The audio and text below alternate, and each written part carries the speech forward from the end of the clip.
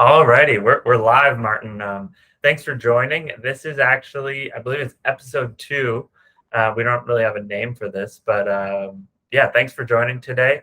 Maybe we can get started with some intros. Would love to learn more. I'm sure our audience, I don't even know if we have an audience yet, but our other customers and people on LinkedIn and YouTube want to kind of get to know who's using Voiceform. And so yeah, who's Martin and what are you all about?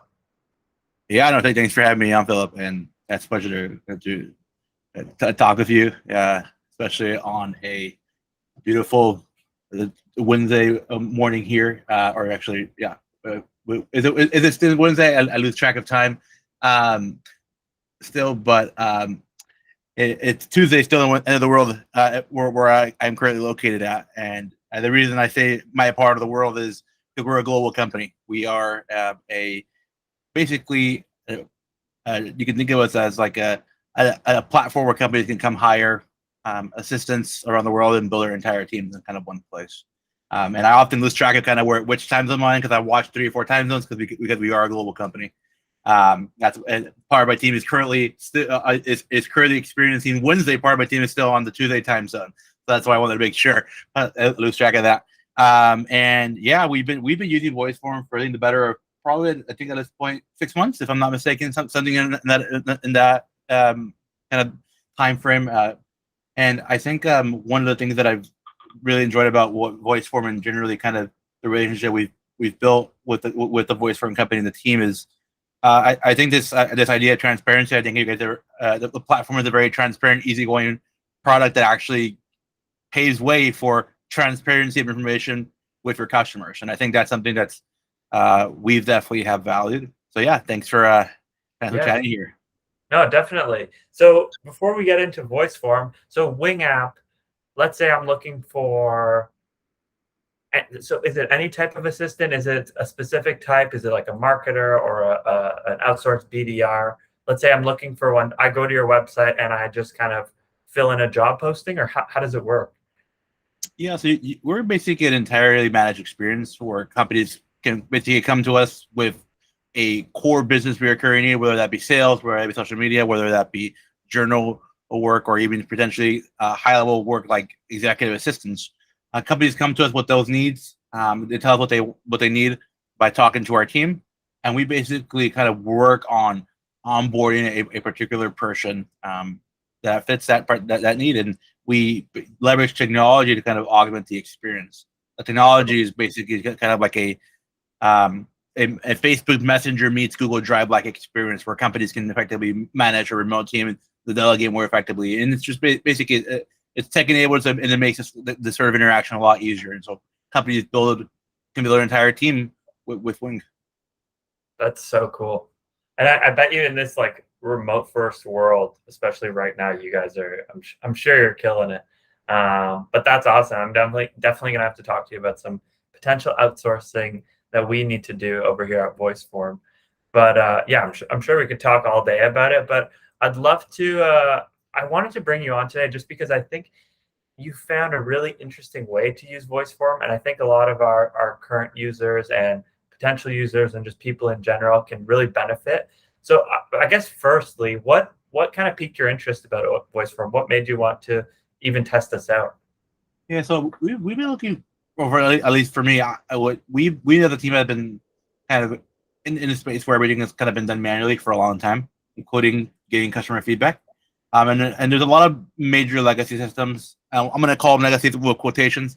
Marketo, SurveyMonkey, platforms like that are not just expensive, but just generally like a big sort of company-wide implementation. It requires like potentially a dev front type integration, and so we were looking for sort of a platform that kind of made it as easy as Netflix to get started, and that's sort of the kind of feeling that I got when we initially spoke, and sort of when I started looking at the actual platform and dashboard and how easy it was to kind of not just create service, because you can create service on Google Form and things like that, but more importantly, how easy it is to kind of send the surveys.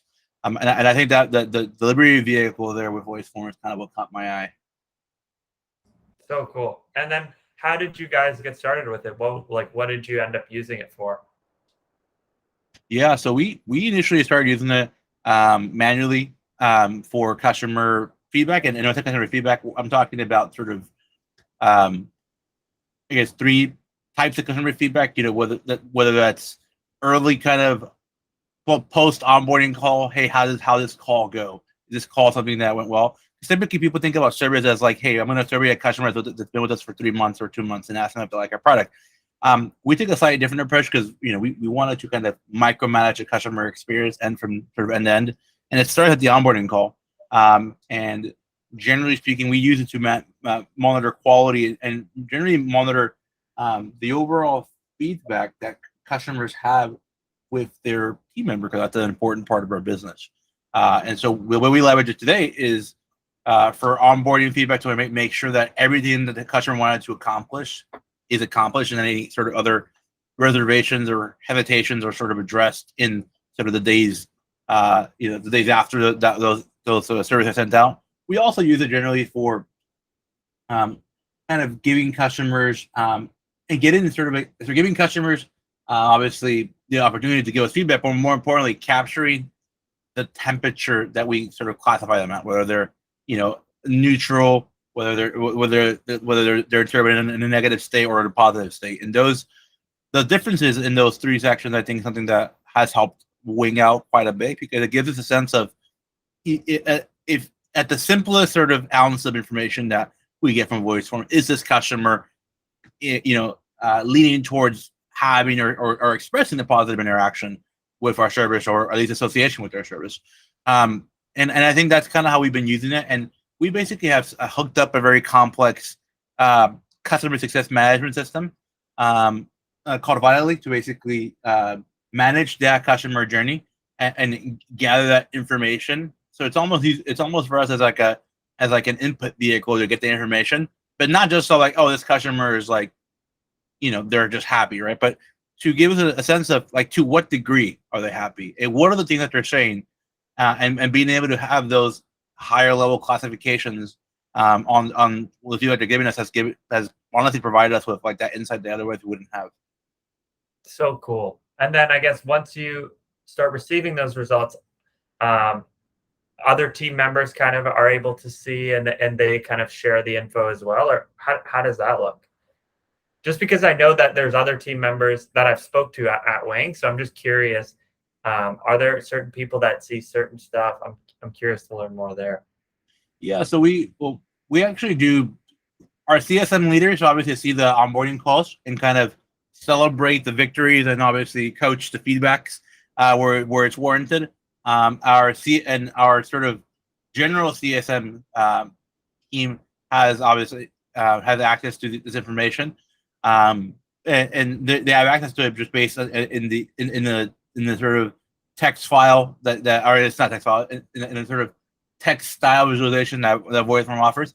I think that is something that I know for a fact that they have access to, and they see that information when it comes to the whole journey. Because I mentioned that we have surveys from the onboarding to the end, and obviously end can be something as simple as like the offboarding aspect. And so different teams have different access, and the access obviously often comes with the other implications that the information has. In this case, for example, if it's like a customer support related issue, like, hey, like I've been reaching out to you guys and like, hey, like you're not, as part of the feedback, you're not replying as fast as I'd love it to have that response. All of a sudden, that is no longer something that sits there. That's something that gets surfaced to our customer support team. So there is sort of like a multifaceted use that we kind of, I guess, incorporated Voiceform with our company.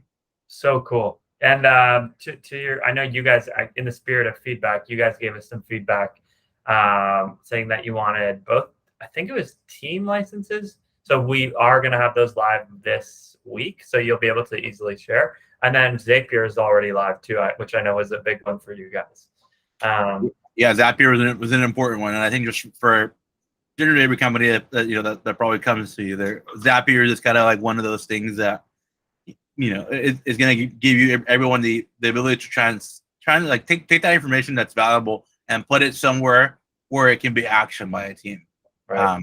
I think that's kind of the area where I was excited about, at least. Yeah, no, definitely. But I do like to keep these short in this spirit of keeping it short and the sake of time. So thanks for joining today. Really appreciate it. I guess would you recommend Voiceform to others out there that are listening today? Yeah, I think Voiceform is probably a good place.